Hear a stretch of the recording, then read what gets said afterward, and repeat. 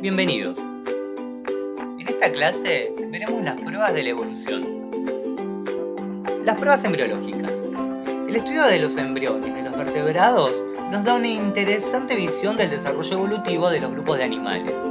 Estas pruebas se basan en el estudio comparado del desarrollo embrionario de los seres vivos para determinar semejanzas y deducir parentescos evolutivos.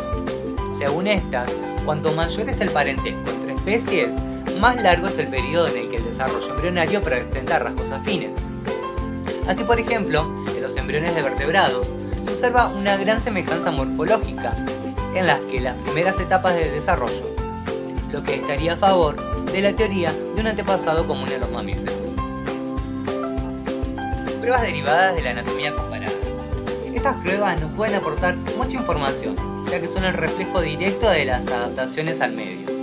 Estas pruebas se basan en el estudio comparado de la morfología de los órganos de seres vivos o fósiles. Básicamente se centra en el estudio de tres tipos de órganos: los órganos homólogos, que son aquellos que comparten el mismo origen pero distinta función. Por ejemplo, muchos vertebrados comparten un patrón estructural similar de sus extremidades, pero cada una de ellas estará adaptada a cumplir una función diferente. Por ejemplo, para un ave le permiten volar, para un caballo le permiten caminar o correr, y para una ballena le permiten nadar. Los órganos análogos son aquellos que comparten una misma función, pero distinto origen. Un ejemplo de estos órganos son las alas de un insecto y las alas de un murciélago. Ambas estructuras le sirven a sus organismos para volar. Los órganos vestigiales, por su lado, son aquellos órganos cuya función original se ha perdido durante la evolución. Un ejemplo de órgano vestigial es nuestro apéndice, o las extremidades inferiores de muchos animales marinos. Las pruebas paleontológicas.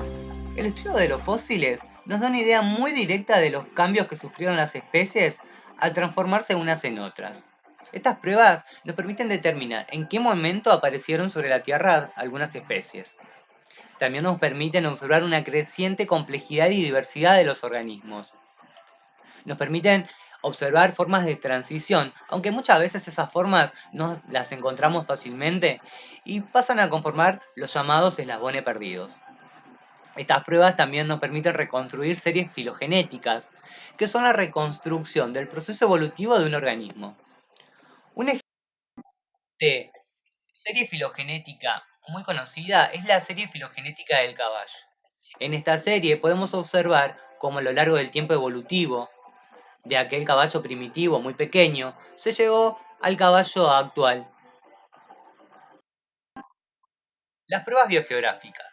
Estas pruebas consisten en la existencia de grupos de especies más o menos parecidas, emparentadas, que habitan lugares relacionados entre sí por su proximidad, su situación o sus características. Un ejemplo de esto es el conjunto de las Islas Galápagos, en las que encontramos los pinzones. Cada especie del grupo se ha adaptado a unas condiciones concretas.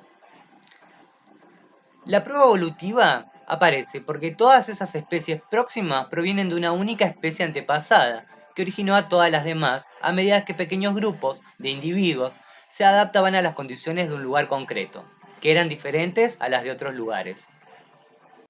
Por último, tenemos las pruebas moleculares. Estas pruebas ponen de relieve la similitud a nivel molecular de organismos diferentes y se basan en la comparación de secuencias de proteínas y del ADN entre especies distintas. Mediante estas pruebas moleculares también se ha comprobado que en especies con un alto grado de parentesco evolutivo, determinadas proteínas presentan las mismas secuencias de aminoácidos.